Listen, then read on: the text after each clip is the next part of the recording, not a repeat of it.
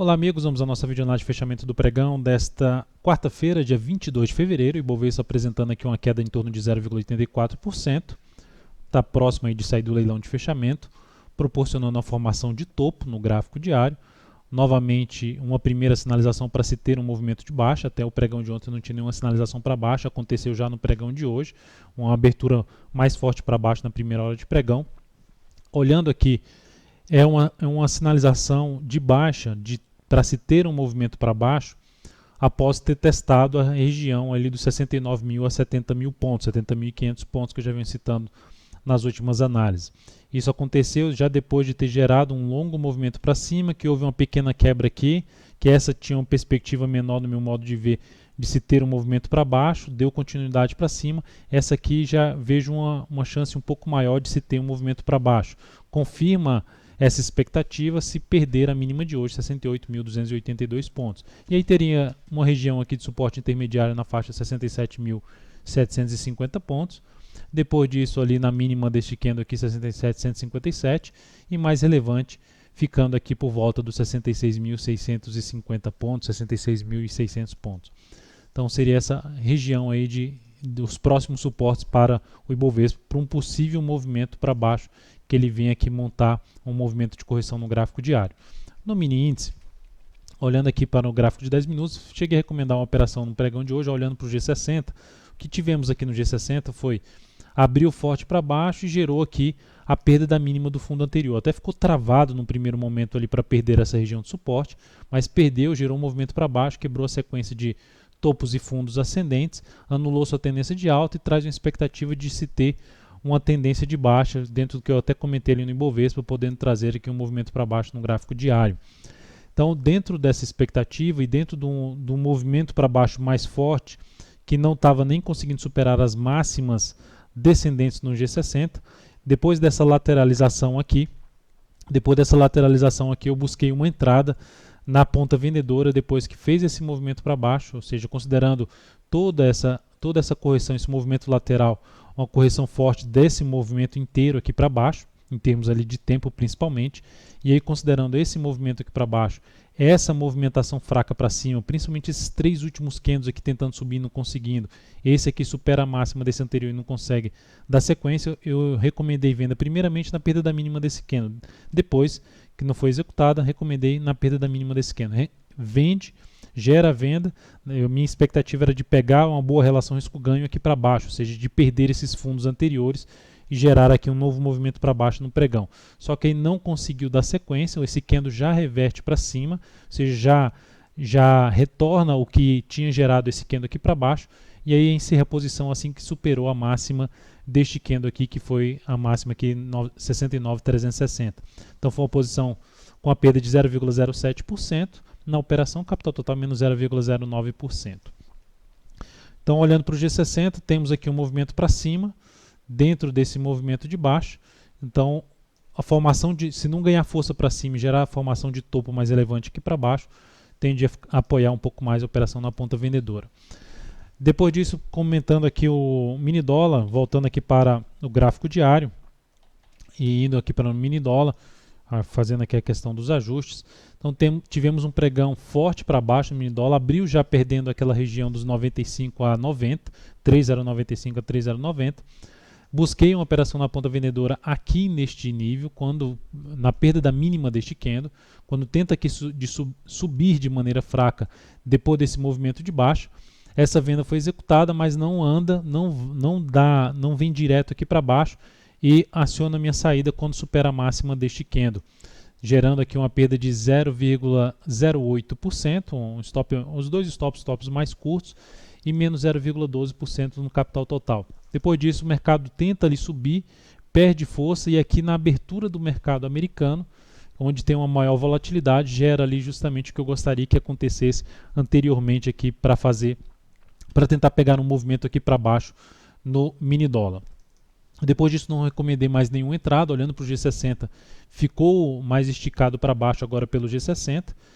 Eu sinceramente, dentro do que eu já tinha comentado, eu não tinha essa expectativa forte para baixo para o pregão de hoje, poderia vir para baixo, gerar algo para baixo, mas não gerar esse candle dessa forma.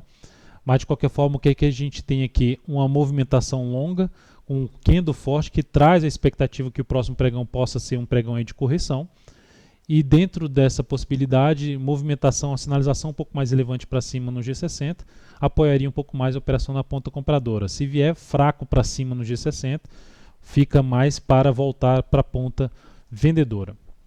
Olhando agora para as ações, na PTR4, o dia de hoje, forte queda de 2,42%. Novamente, vai lá, fecha acima dos R$16, volta para baixo dos R$16. E dessa vez, se a gente olhar aqui, é algo semelhante, um padrão em que muitos conhecem, chamado de bebê abandonado, um candle ali com corpo pequeno, separado aqui com um gap de alto e um gap de baixo, vindo aqui forte para baixo, ou seja, uma sinalização de reversão. Pelo G60, a gente pode, essa sinalização de reversão também é chamada de ilha de reversão. Fica um conjunto de candles aqui após um gap de alta que não anda, não consegue fazer aquela sinalização que eu tinha mencionado que poderia gerar aqui um movimento para cima através do G60, já abre com gap de baixo e anula a expectativa de ir para cima, fazendo aqui a chamada de ilha de reversão e confirmando aqui para baixo.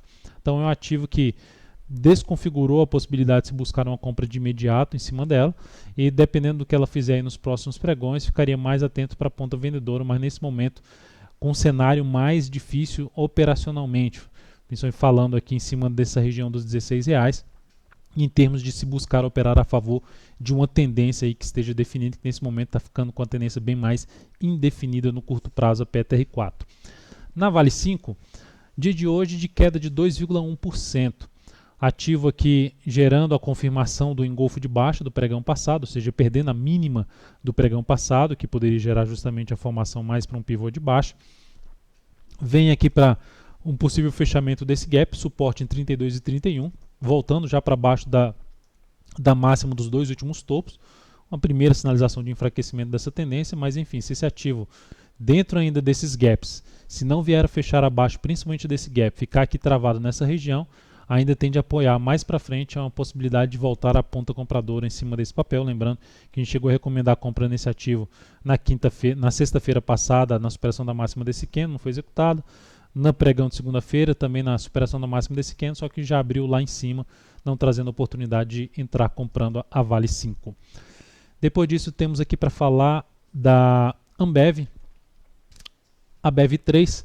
Encerrei a posição comprada em ABEV3, ela bateu no objetivo que eu tinha traçado ali na faixa dos 18,25, mas eu já mandei uma mensagem falando que minha expectativa já tinha batido no objetivo, mas eu estava mais interessado em segurar um pouco mais a posição, tentando buscar uma melhor relação risco-ganho na posição, mas não já tendo como referência a mínima do pregão de hoje, 18,11, que seria ali para uma relação um pouco acima de 1 para 1, dentro do valor que a gente tinha entrado. O ativo gera mais uma esticada para cima e justamente na hora da abertura do mercado americano que eu fiquei atento para o encerramento dessa posição.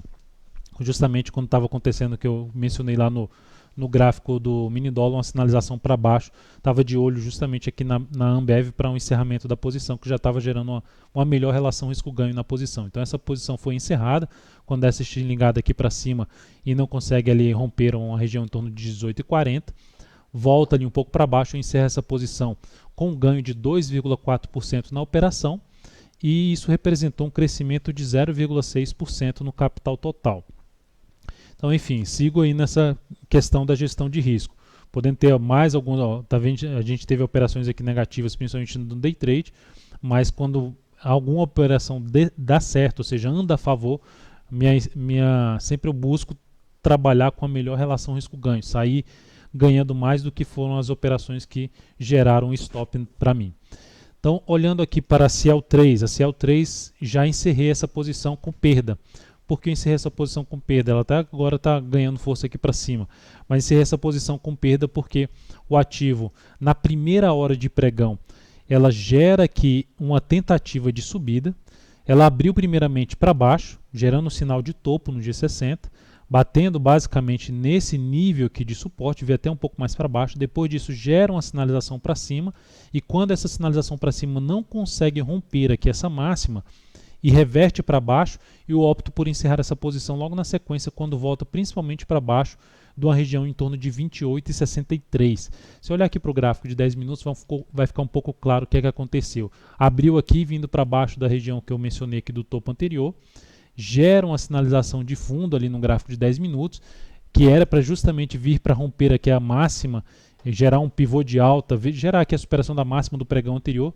Quando não consegue fazer isso e faz esse candle perdendo essa mínima aqui e a região lá dos 28,63, eu optei por encerrar essa posição logo na sequência, com uma perda aqui na CL3 de 0,49% na operação.